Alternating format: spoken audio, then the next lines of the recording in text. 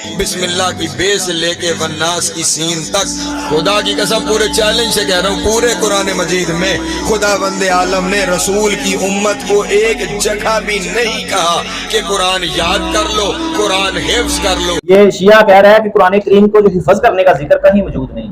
कहाँ लिखा है कुरान करीम हिफ्ज किया करो? आज मैं तुम्हें बताऊंगा कि कहाँ कहाँ लिखा है कि कुरान करीम हिफ्ज किया करो, और तुम्हारी शिया की कौन कौन सी किताब में लिखा है कि कुरान करीम हिफ्ज किया करो। लेकिन इसके बावजूद भी तुम कुरान करीम हिफ्ज पता क्यों नहीं करते? क्योंकि जब तुम कुरान हिफ्ज करोगे, जब कुरान को तुम दिल से समझोगे, तो तुम्हें वो 18 आयतें जो हज़रत आयशा सिद्दीक़ा की तत्हीर पर उतरी, तुम्हें उनको मानना होगा, तुम्हें सूरत फतह को मानना होगा, जिसमें अल्लाह तबारक व तआला ने रसूलुल्लाह सल्लल्लाहु अलैहि वसल्लम के अपने प्यारे हबीब के सहाबा, उनके यारों, उनके दोस्तों की जो शान उनको उजागर किया है। और तुम्हें हर उस आयत पर ईमान लाना होगा जिस जिस आयत में सहाबा की शान बयान हुई है। इसलिए तुम कुरान करीम से दूर भागते हो, और आसमान गनी का तहरीफ शुदा कुरान तुम इसलिए मानते हो कि तुम इसके करीब ही न जाओ, ताकि तुम्हें तुम्हारे दिल में बुग़्ज़ सहाबा है।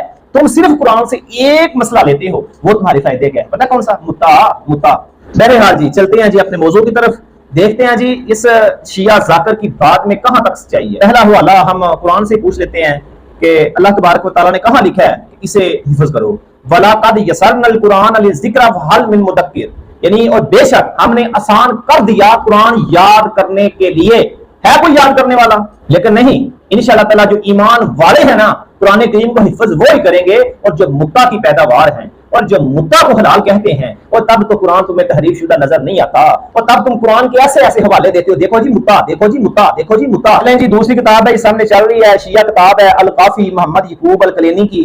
अल फजील बिन यसार ये रवायत करते हैं, हज़रत इमाम जाफर सादिक ने फरमाया अल कुरान व यहफज़ुहु बिमशक्काति मिनहु, यानी कि इमाम जाफर सादिक ने फरमाया जो मशक्कत के साथ कुरान करीम को हिफ्ज कर लिए तो उसके लिए 2 अजर हैं। ये किताब किसकी? शिया की। कौन सी? अल काफी, अल काफी, और लिखने वाला शिया आलम मोहम्मद यकूब अल कलेनी।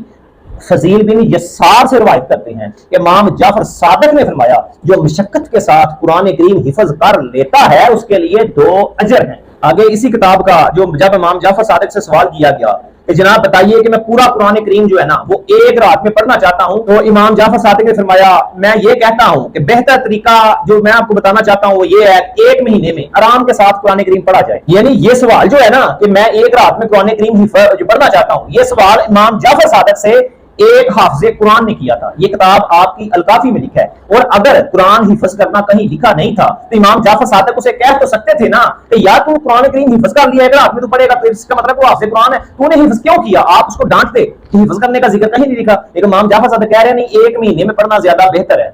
आगे चलते हैं, इसी किताब में इमाम मूसा काज़िम से जब सवाल किया गया, एक शख्स ने जब कहा वालिद जो 40 मरतबा रमजान के महीने में कुरान करीम खत्म करते हैं, यानी कि अहले बैत के सवाब के लिए, ये सवाल किस सिवा इमाम मूसा काज़िम से कि मेरे वालिद अहले बैत को सवाब दरैन जो पहुंचाने के लिए रमजान शरीफ में 40 कुरान करीम जो है ना वो पढ़ा करते हैं। तो इस मौका पर इमाम मूसा काज़िम ने पता क्या इरशाद फरमाया कि तुम जिनके लिए ये अमल करते हो ना, अल्लाह तबारक व तआला क़यामत को तुम्हें उनका साथ अता करेगा। ये नहीं कहा कि 1 महीने में 30 दिनों में 40 बार कुरान पढ़ लेते हैं, ये हिफ्ज करने का तो जिक्र कहीं नहीं लिखा। ना इमाम मूसा काज़िम ने कहा, ना इमाम जाफर सादिक ने कहा, ना तुम्हारे मोहम्मद यकूब अल कलेनी अल काफी में कहा। आगे देखते हैं जी 5वां हवाला, ये मैंने 4 हवाले दे दिए तुम्हारी अपनी किताबों से, एक कुरान करीम का हवाला और 4 तुम्हारी अपनी किताबों से हवाले दे दिए। कुरान करीम हिफ्ज करना तुम्हारी किताबों में लिखा हुआ है। अबू बशर ने इमाम जाफर सादिक से मालूम किया, कहने लगे कि हुजूर सल्लल्लाहु अलैहि वसल्लम जो कुरान की सूरत, जो कुरान करीम को इस सूरत में हिफ्ज कर लेता है, तो कुरान को याद कर लेता है और फिर वो उसी कुरान को भूल जाता है, तो उसके लिए हुक्म क्या है? तो आपने फरमाया कि वो सूरत यानी जिस सूरत को वो भूल जाता है, अल क़यामत को इतनी हसीन और अहसन